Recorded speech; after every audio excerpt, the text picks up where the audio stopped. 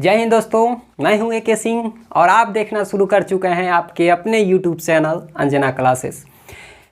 आज हम दोस्तों बायोलॉजी का चैप्टर शुरू करेंगे जिसमें बायोलॉजी को बहुत बारीकी से पढ़ेंगे। दोस्तों सब्र को बनाए रखिएगा, वीडियो के लास्ट तक बने रहिएगा। वीडियो पसंद आए तब लाइक कीजिए, वरना आप डिसलाइक कर सकते हैं। ठीक है, चलिए शुरू करते हैं। अब बायोलॉजी में हम पढ़ाएंगे आपको पाचन तंत्र। दोस्तों ये मैट्रिक यानी जो कक्षा 10 में है उनको भी काम देने वाला है, उनको भी ये चीज़ पढ़ना है। हम दोनों को कंबाइंड रूप लेके चल रहे हैं कि आपको कॉम्पिटिटिव लेवल और जो 10th लेवल है सबको काम देने वाला है। चलिए दोस्तों, चैप्टर का नाम है पाचन तंत्र। सबसे पहले हम समझेंगे, इसको बोलते हैं डाइजेस्टिव सिस्टम। सबसे पहले हम सोचेंगे कि पाचन तो आप लोग समझते होंगे, आप लोग रूबरू होंगे पाचन क्या है। खाना जो आपको पचता है वही तो पाचन है।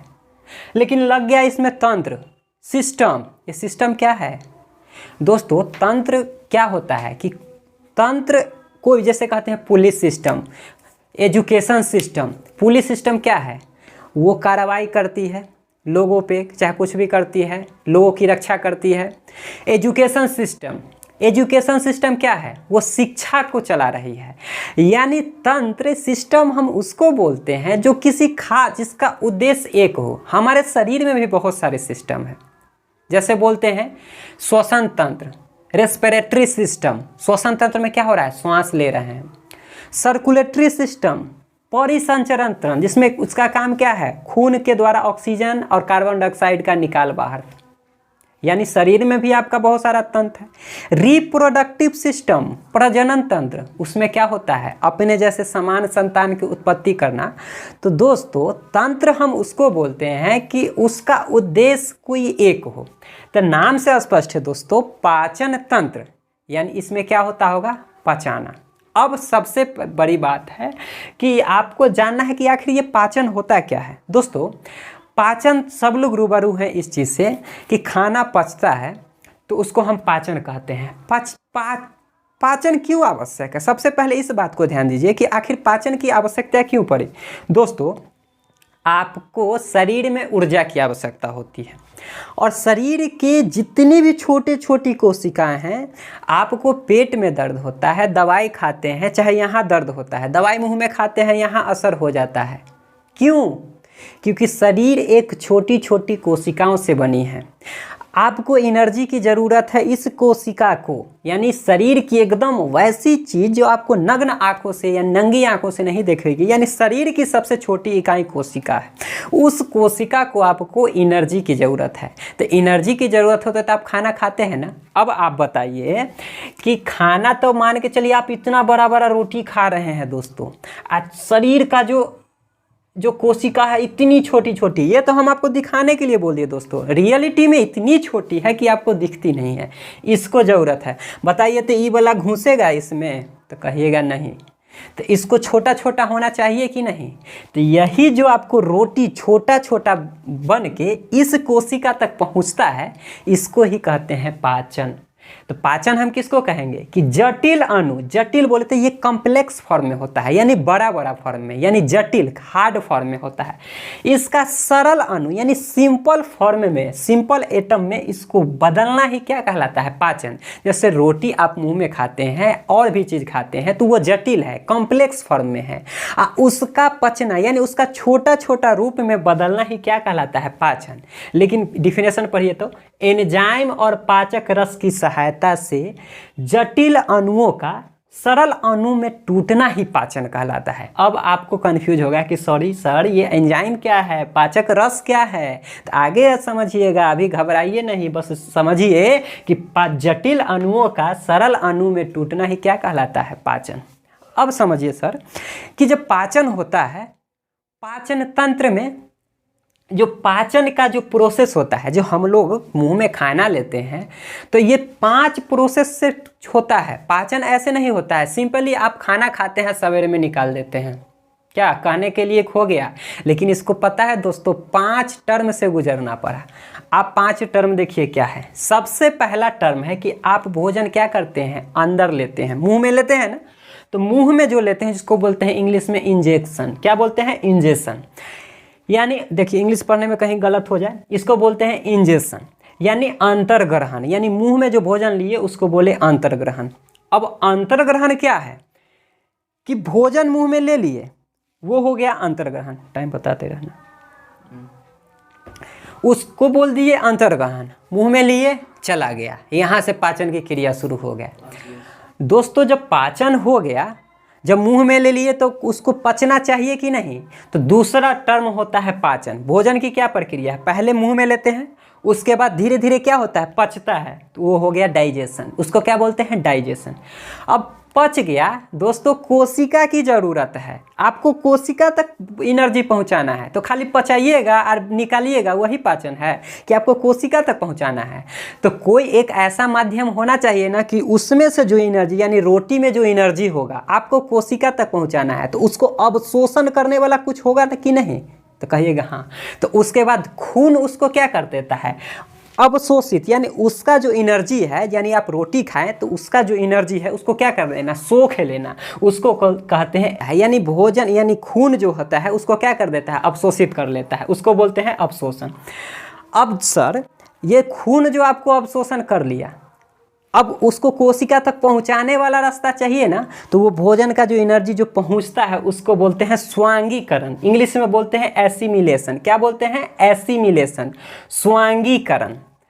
अब दोस्तों जब सारा प्रक्रिया हो जाता है, जो वेस्ट मटेरियल होता है, तो आपको गुद्दा यानी मल त्याग करते हैं ना, मल त्याग करते हैं, जो आपका वेस्ट मटेरियल होता है, तो पांचवा प्रक्रिया क्या है? मल त्याग। तो ये भोजन की प्रक्रिया है, पाचन तंत्र की प्रक्रिया। पहले भोजन लिए, पच गया, अवशोषण खून कर लिया, कोशिका तक पहुंचा दिया, एसिमिलेशन, और उसके बाद निकाल दिए, मल त्याग। अब आगे समझिए कि पाचन तंत्र में क्या क्या होता है। दोस्तों हम आपको बोले कि एक कागज है, एक कागज आपको लिए, ये कागज है, ये बड़ा फॉर्म में है, यानी समझिए ये रोटी है।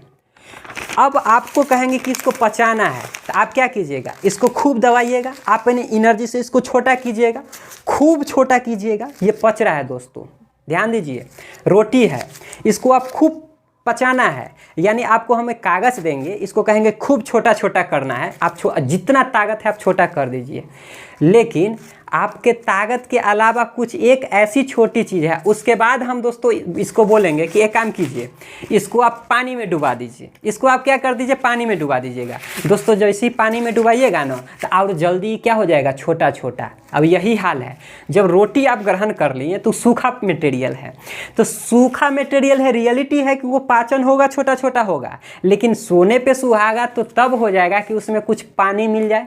तो वो जो पानी नहीं मिलता है उसको बोलते हैं पाचक ग्रंथि, यानी मुंह में लार मिलता है, यानी लार किस चीज़ का काम कर रहा है? पानी का काम कर रहा है। फिर या लीवर से भी एक चीज़ निकलता है, यानी पाचन ग्रंथि में दोस्तों दो चीज़ होता है, एक होता है आहार नाल, यानी आहार नाल हम उसको कहते हैं जो पाचन की प्रक्रिया में जो जो अंग भाग लेता है उसको कहते हैं आहार नाल। आहार नाल किसको कहते हैं? पाचन की प्रक्रिया में जो जो अंग भाग लेता है उसको कहते हैं आहार नाल। अब पाचन ग्रंथि कौन है? वही पानी वाला, यानी ये जो आहार नाल तो भाग ले, जैसे पेट हो गया ये सब भाग ले रहा है, लेकिन उसमें जो उसको सोने पे सुहागा देने वाला रस है उसको बोलते हैं पाचक ग्रंथि। तो पाचन में कितना चीज़? दो चीज़। अब देखिए कि कौन कौन आपके शरीर में आहार नाल है और कौन कौन पाचन ग्रंथि।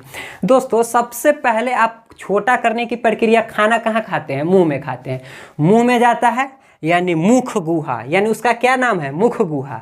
मुख गुहा को इंग्लिश में माउथ भी बोलते हैं, इसको वकल कैविटी भी बोलते हैं। मुख गुहा यानी मुंह में कितना चीज़ है? दांत से भी पचता है कि नहीं? अरे छोटा छोटा कर रहे हैं वही ना पच रहा है, और साथ ही साथ जीभ भी आपका कुछ सपोर्ट करता है। तो मुंह में कितना चीज़? दो चीज़। अब मुंह में ही एक पानी छोड़ने वाला काम, यानी सोने पे सुहागा करने वाला काम कौन करता है? मुंह से लार निकलता है ना, तो ये जो साइड में जो पाचन की सहायता में जो सहायता करता है उसको बोलते हैं पाचक ग्रंथि। यानी मुख गुहा में कौन कौन चीज पा रहा है? दांत, जीभ और लार ग्रंथि। अगला पॉइंट क्या है?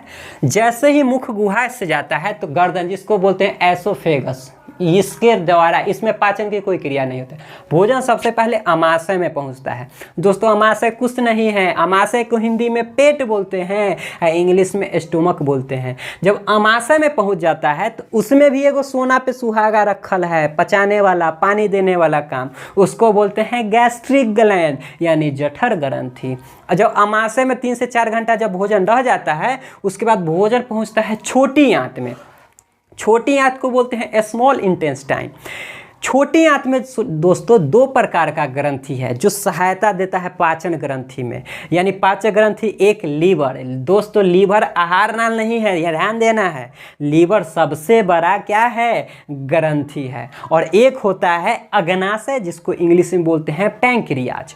ये भी क्या होता है, मुख्य पाचक ग्रंथि कौन होता है, अग्नाशय। जब छोटी आंत में भोजन चल जाता है तो पूर्णतः जो पाचन हो जाता है छोटी आंत में, उसके बाद पहुंचता है बड़ी आंत में। बड़ी आंत में पाचन की लगभग क्रिया नहीं होते हैं, इसमें सिर्फ अवशोषण होता है। इसको सब आगे पढ़ना है।